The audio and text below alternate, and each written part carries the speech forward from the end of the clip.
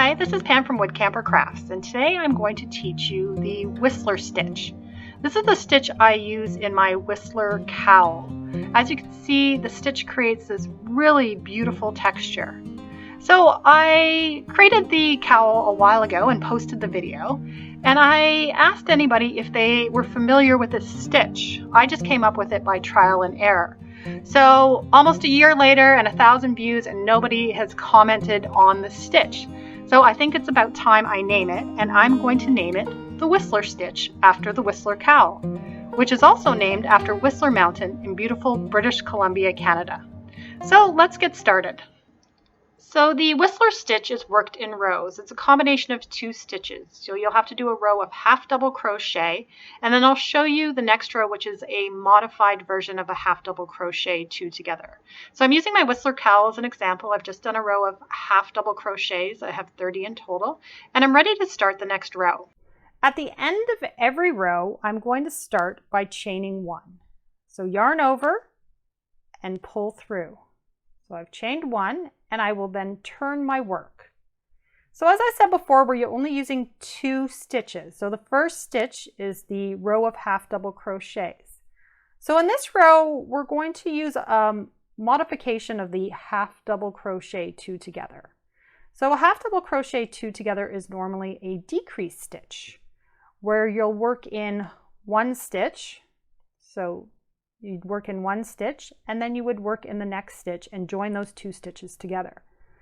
So instead of joining 2 stitches together, we're going to be working just under different loops in the same stitch so that we still have 30 stitches in total in our row. So if you're looking at it from the top here, you can see your loops. So here's your stitches. You can see them all the way along. If you look at them from the top, you can see you have a front loop and a back loop. There you go, you have a front loop and a back loop. Once again, you can see your front loop and your back loop. So if we're looking at, say, this stitch here, and you look at it from this angle, you can see that there's a loop. It's almost on a diagonal just behind the stitch. So we're going to be working under this loop and also under your front loop. So that's where we're going to be placing our hook. So we've chained 1. We're going to start as we would any half double crochet. So we're going to yarn over, and then we're going to start by inserting our hook under this back loop, which you can see right here. So we've inserted under that back loop. Then we're going to yarn over and pull through. So you have 3 loops on your hook, as you would a normal half double crochet.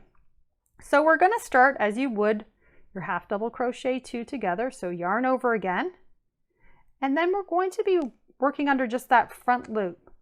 So if you look at it from the top here, you can see your front loop and your back loop. So we're working just under this loop here. So that's the loop we're going to be working under. So we've yarned over, and then we're going to be inserting under just this 1 front loop here. And we're going to yarn over and pull through.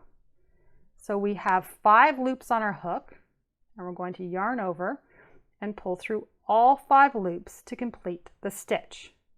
So let's have a look at the next one before we get started. So you can see here's that single loop that's just behind your stitch. Then you look at it from the top, and you can see here is your front loop. Those are the 2 loops we're going to be working in. Going to yarn over, insert your hook under this single loop, which is behind your stitch. It's hard to do this on camera. There we go. Yarn over and pull through. We have 3 loops on our hook. And we're going to yarn over again, and it's just this loop here. If you can't see it from this angle, you can just look at it from the top. But you'll get the hang of it, and it's actually going to be really easy. So insert your hook, yarn over and pull through. So you have 5 loops on your hook. Yarn over and pull through all 5 loops to complete the stitch. So it creates almost like a bit of a bauble or a cluster stitch there. So we're going in the next one here. So here is that loop that's behind your stitch. And then you can see your front loop and your back loop. So we're just working in that front loop there. So once again, yarn over. So we're inserting our hook under just this one loop that's behind your stitch.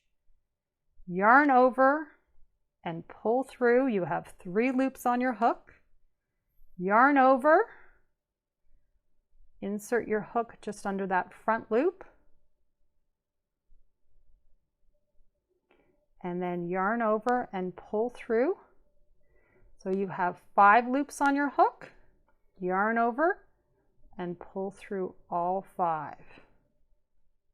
So the stitch is that easy. You're just doing a row of half double crochet followed by a row of what I've now termed the Whistler stitch. So once you finish the row of Whistler stitches, then you chain 1 and turn and do a row of half double crochet. So I hope you enjoyed this video. If you'd like to see more videos like this one, please subscribe to my channel. If you like this stitch, you might want to check out my free Whistler cowl tutorial that you'll find on my YouTube channel. So thanks for watching, everyone.